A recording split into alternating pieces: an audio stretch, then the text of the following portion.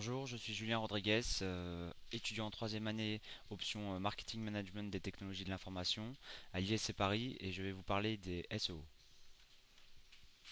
Qu'est-ce que signifie apprivoiser, dit le petit prince. C'est une chose trop oubliée, dit le renard. Ça signifie créer des liens. Antoine de Saint-Exupéry.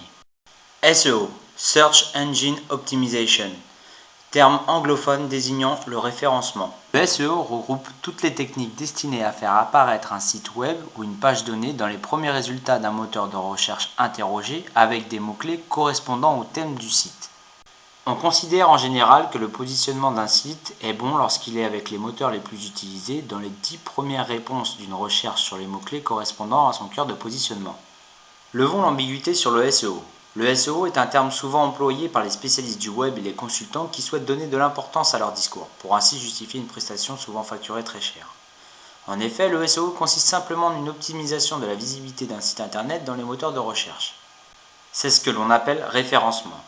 SEO est donc égal à référencement. Nous utiliserons plus souvent ce terme référencement dans la suite de ce sujet. Nous allons donc voir les principes et les méthodes simples pour référencer un site internet personnel à l'aide de moyens techniques à la portée de n'importe quel internaute. Comment se faire référencer? Méthodologie à adopter. Je vais essayer dans ce chapitre de vous donner des pistes de réflexion sur la façon dont il faudra aborder un certain nombre de points cruciaux pour la promotion de votre site. Tout d'abord, le choix des mots-clés. Cette première phase donc permet de mettre en place une stratégie de référencement, choisir les bons mots-clés pour positionner votre page web. Il s'agit là d'une phase cruciale pour votre SEO. Les mots-clés que vous allez choisir sont extrêmement importants et doivent répondre à deux notions capitales. L'intérêt tout d'abord. Ils doivent être souvent tapés par les utilisateurs des moteurs de recherche.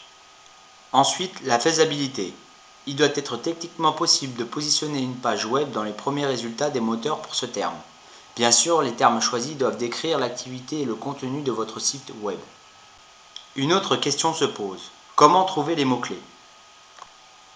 Il existe trois moyens. Tout d'abord, l'intuition. Certains mots-clés peuvent vous venir automatiquement à l'esprit lorsque vous pensez à votre activité. Ensuite, les bases de données.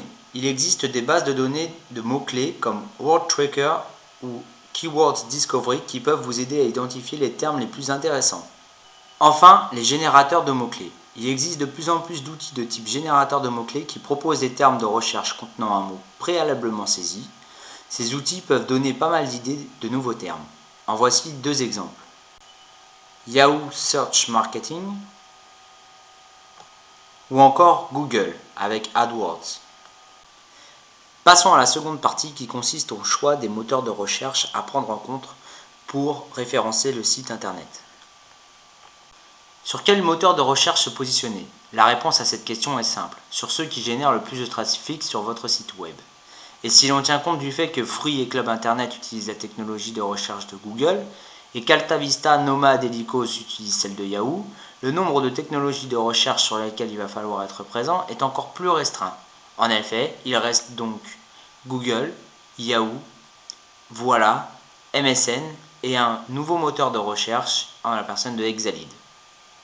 Soit 5 moteurs seulement où il faut concentrer sur les activités de référencement. Passons maintenant au chapitre des liens sponsorisés, qui est un autre type de référencement. Ces liens sponsorisés représentent de la publicité achetée aux enchères auprès d'un prestataire tel que Google avec AdWords, AdCenter avec MSN ou encore Yahoo Search Marketing. Le titre descriptif textuel et l'adresse des destinations sont déterminés par l'annonceur.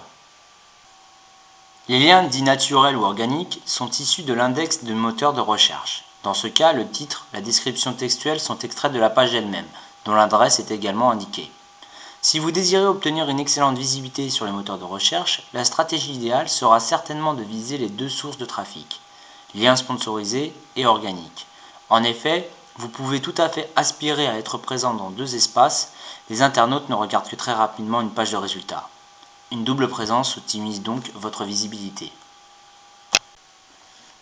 Google en est le pur exemple. Le positionnement d'une annonce dans les liens sponsorisés dépend sur la plupart des offres actuelles du montant de l'enchère et du taux de clic.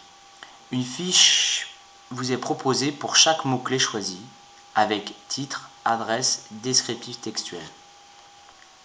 Une fois le référencement effectué, quelques temps plus tard, il s'agit de faire le calcul du ROI, c'est-à-dire le calcul du retour sur investissement. En effet, il est très important de suivre votre campagne et les résultats afin de les améliorer le plus souvent possible. Les rapports des prestataires des liens sponsorisés peuvent vous aider en cette voie. Les prestataires peuvent vous donner de très intéressantes informations sur le suivi de vos campagnes, exemple avec MSN Ad Center.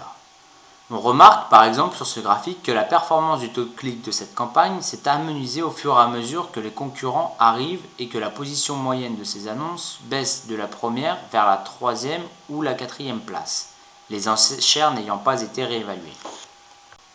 Si vous commencez à prendre goût au référencement, je vous informe qu'il est organisé un grand concours à l'initiative de M. Casals, qui est professeur à l'ISC Paris. Le but de ce concours est de référencer un mot totalement inexistant le mieux possible dans les moteurs de recherche.